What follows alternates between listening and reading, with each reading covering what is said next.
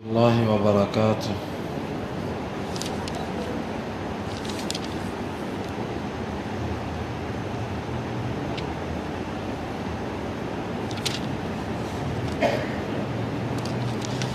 باب اذا حمل على فرس فرآها تباع، یہ باب ہے جب وہ کسی کو گھوڑے پر سوار کرے اللہ کے راستے میں اور پھر بعد میں دیکھے کہ وہ گھوڑا بیچا جا رہا ہے۔ امام بخاری کہتے ہیں کہ ہمیں بیان کیا عبداللہ بن یوسف نے،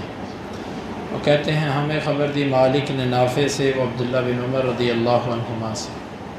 بے شک عمر بن خطاب رضی اللہ عنہ نے حمل علی فرس فی سبیل اللہ فوجدہ یباع، عمر رضی اللہ عنہ نے اللہ کے راستے میں ایک گھوڑے پر سوار کیا، انہوں نے اسے اس حالت میں پایا کہ وہ بیچا جا رہا تھا۔ فاراد ان یبتاعہ، عمر رضی اللہ عنہ نے ارادہ کیا کہ اسے خرید لیں۔ فسأل رسول اللہ صلی اللہ علیہ وسلم، انہوں نے اللہ کے رسول صلی اللہ علیہ وسلم سے سوال کیا، قال لا تبتعہ ولا تعد فی صدقتک، آپ نے فرمایا تو اسے مت خرید اور اپنے صدقے میں تو واپس مت لوٹ۔ امام بخاری کہتے ہیں کہ ہمیں بیان کیا اسماعیل نے، وہ کہتے ہیں مجھے بیان کیا مالک نے زید بن اسلم سے، وہ اپنے والد سے، وہ کہتے ہیں سمعت عمر بن الخطاب رضی اللہ عنہ یقول، میں نے عمر بن خطاب رضی اللہ عنہ کو کہتے ہوئے سنا، حملت علی فرس فی سبیل اللہ، میں نے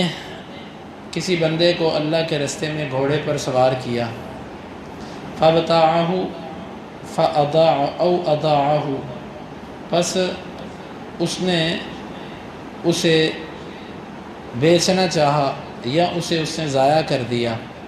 الذی کان عندہ، وہ شخص جس کے پاس وہ گھوڑا تھا، فاردت ان اشتریہ، میں نے یہ چاہا کہ میں اسے خرید لوں، وظننت انہ بائعہ برخص، اور میرا گمان یہ تھا کہ وہ اسے سستے داموں بیچ دے گا، فسألت النبی صلی اللہ علیہ وسلم فقال، میں نے اللہ کے نبی صلی اللہ علیہ وسلم سے سوال کیا، آپ نے فرمایا لا تشتری وَإِن بِدِرْهَمٍ، تو اسے مت خرید اگرچہ ایک درہم میں ہی بک جائے، وَإِنَّ الْعَائِدَ فِي هِبَتِهِ كَالْكَلْبِ يَعُودُ فِي قَيْئِهِ، بے شک اپنے تحفے میں واپس لوٹنے والا ایسے ہے کہ جیسے اس کتے کی مانند جو قے کر کے دوبارہ اسے چاٹتا ہے۔ اس باب کا یہاں پر تعلق اور حدیث کا مطلب،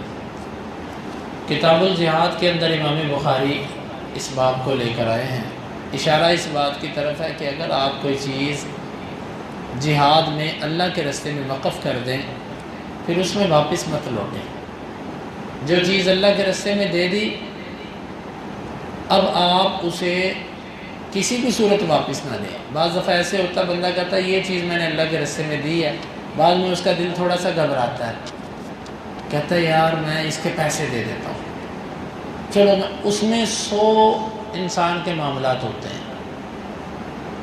کسی نہ کسی اعتبار سے وہ ضرور اپنے نفس کو فائدہ دے رہا ہوتا ہے، تو یہ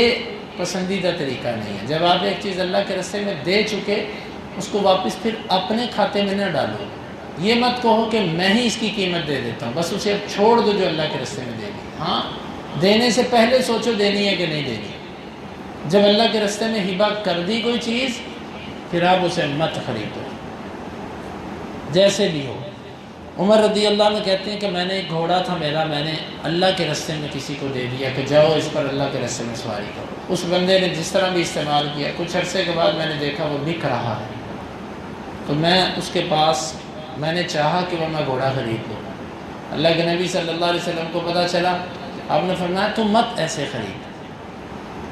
میں نے کہا اللہ کے رسول وہ بک رہا ہے اور سستا بک رہا ہے، تو آپ نے فرمایا وہ 1 درہم کا بھی بکے تو نے اسے نہیں خریدتا، حالانکہ یہ خریدنا پیسوں کے ساتھ تھا، لیکن آپ نے اسے فرمایا کہ اپنے تحفے میں واپس لوٹنے والا ایسے ہوتا ہے جیسے کتا کہہ کر کے چاٹتا ہے۔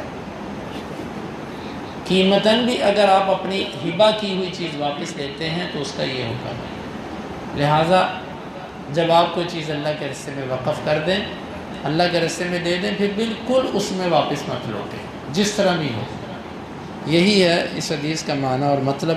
باقی اس کی مزید تفصیل پیچھے والے درس میں گزر چکی ہے، اور اس میں یہ لفظ بھی ہے کہ عمر رضی اللہ عنہ کہتے ہیں اس نے ضائع کر دیا اس گھوڑے کو۔ بعض دفعہ یہ بھی ہوتا ہے، انسان کہتا ہے یہ چیز میں نے اللہ کے راستے میں دی اور یہ ضائع ہو گئی اس کے ہاتھوں، لہذا میں دوبارہ خرید لیتا ہوں۔ اور ایک روایت میں یہ ہے کہ عمر کہتے تھے کہ میں دوبارہ اسے ٹھیک کر کے پھر اللہ کے راستے میں دوں گا، یہ بھی ایک روایت کے اندر ہے۔ تو اللہ کے نبی صلی اللہ علیہ وسلم نے بالکل اجازت نہیں دی، تو لہٰذا انسان اگر یہ چیز بھی دیکھے،